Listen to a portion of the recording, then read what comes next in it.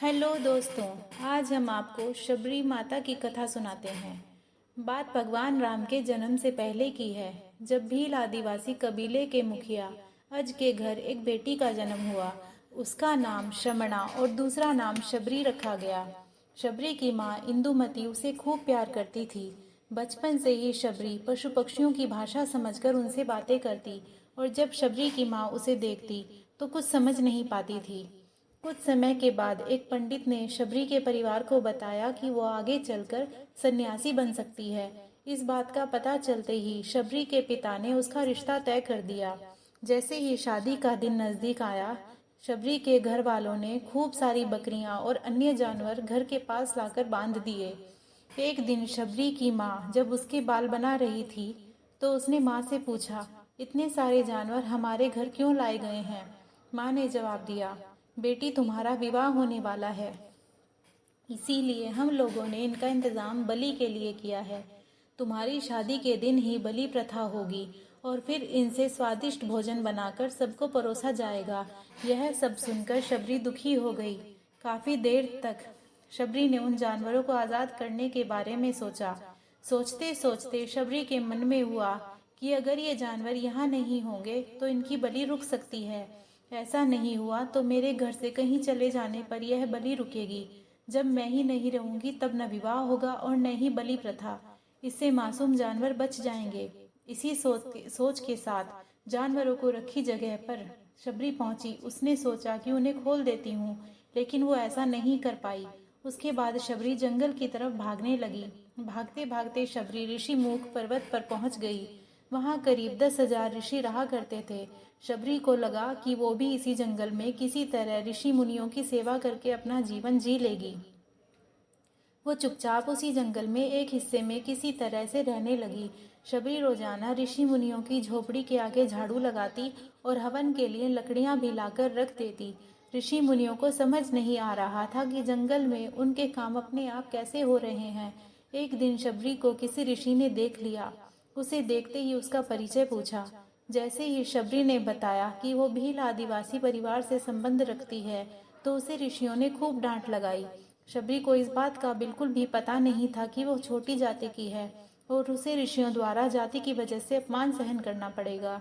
इतना सब होने के बाद भी शबरी हर ऋषि मुनि के दरवाजे पहुंचती और उनके आंगन में झाड़ू लगाकर उनसे गुरु दीक्षा देने के लिए कहती। हर कोई शबरी को उसकी जाति की वजह से अपने आश्रम से भगा देता था। ऐसा होते होते काफी समय बीत गया।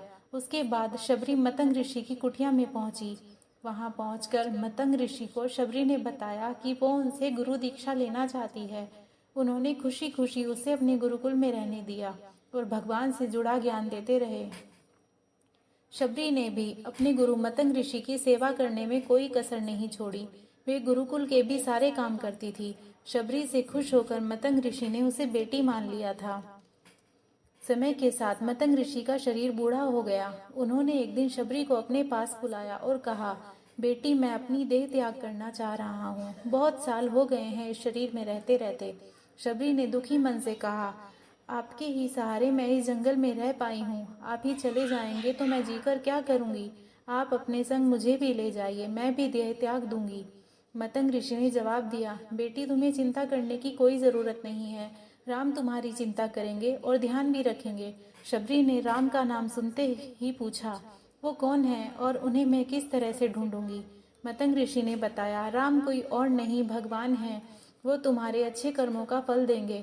तुम्हें उन्हें ढूंढने की कोई जरूरत नहीं है। वो एक दिन खुद तुम्हें खोजते हुए इस कुटिया में आएंगे और तुम्हें उनके हाथों ही मोक्ष मिलेगा, जब तक तुम इसी आश्रम में रहो। इतना कहते ही मतंग ऋषि ने अपना शरीर त्याग दिया। शबरी के मन में मतंग ऋषि के जाने के बाद से एक ही बात थी कि भगवान राम स्वयं उनसे मिलने आएंगे। वो रोज भगवान राम से मिलने के लिए बाग से अच्छे अच्छे फूल लाकर पूरा आश्रम सजाती और भगवान के लिए बेर तोड़ कर लाती। भगवान के लिए बेर चुनते हुए शबरी उन्हें चख लेती थी ताकि भगवान को सिर्फ मीठे बेर ही दे। रोजाना शबरी इसी तरह भगवान के दर्शन की आस में फूल और बेर इकट्ठा करती थी। इसी तरह इंतजार में कई साल बीत गए। शबरी का शरीर एकदम वृद्ध हो गया। एक दिन आश्रम के पास के ही तालाब में शबरी पानी लेने के लिए गई। तभी पास के ही एक ऋषि ने उसे अछूत कहते हुए वहां से भागने के लिए कहा और एक पत्थर मार दिया। वो पत्थर जब शबरी को लगा तो उसे चोट लगी और खून बहने लगा। बहते हुए खून की एक बूंद उसी तालाब में गिर गई। तभी पूरा तालाब का पानी खून में बदल गया। ये सब होता देखकर ऋषि ने शबरी को ही डांटा और कहा कि पापिन, तुम्हारी वजह से पूरा पानी खराब हो गया। रोज ऋषि उस पानी को साफ करने के लिए अपनी कई तरह की विद्याओं का इस्तेमाल करते। कई सारे जतन करने के बाद भी कुछ नहीं हुआ। फिर उन्होंने गंगा जैसी कई पवित्र नदियों का जल भी उसमें डाला, फिर भी तालाब का पानी साफ नहीं हो पाया और वो खून के जैसा ही रहा। कई सालों तक तालाब के पानी को साफ करने की कोशिश के बाद भी कुछ काम नहीं आया, तो ऋषि ने थककर सब कुछ छोड़ दिया। इस घटना के कई सालों के बाद भगवान राम अपनी पत्नी सीता के हरण के बाद उन्हें ढूंढते हुए उसी तालाब के पास पहुंचे। ऋषि मुनियों ने उन्हें पहचान लिया। भगवान को वहां देखकर ऋषियों ने तालाब का पानी साफ करने के लिए भगवान को अपने पैर उसमें डालने के लिए कहा, लेकिन जैसे पानी जैसे का तैसा ही था। ऋषि मुनियों ने भगवान से कई अन्य जतन करवाए, लेकिन वो पानी जस का तस खून जैसा ही रहा। तब भगवान ने ऋषियों से पानी के रक्त में बदलने की कहानी पूछी। तब ऋषि ने शबरी को पत्थर मारने वाली सारी बात बता दी। उसके बाद कहा कि वो महिला ही अपवित्र है, छोटी जात की है, इसीलिए ये सब हुआ है। उसी वक्त भगवान राम ने कहा, ये सब आप लोगों के खराब वचनों से हुआ है। शबरी को इस तरह के शब्द बोलकर आप लोगों ने उसे नहीं बल्कि मेरे दिल को घायल किया है। इसी घायल दिल के रक्त का प्रतीक यह तालाब का लाल पानी है। आगे भगवान राम बोले, कहाँ है वो माई, मैं उनसे मिलना चाहता हूँ। तब तक शबरी उसी तालाब के पास पहुंच जाती है। इस दौरान शबरी के पैर को ठोकर लगती है और कुछ धूल उस तालाब में गिर जाती है। तभी सारा पानी साफ हो जाता है। भगवान सबसे कहते हैं कि देखिए, आप लोगों ने क्या कुछ नहीं किया, लेकिन पानी साफ नहीं हो पाया। अभी इसके पैर से थोड़ी सी धूल ने ही तालाब का पानी साफ कर दिया। भगवान राम को शबरी पहचान चुकी थी। उन्हें प्रणाम करके शबरी ने कहा, भगवान आप मेरी कुटिया में चलिए।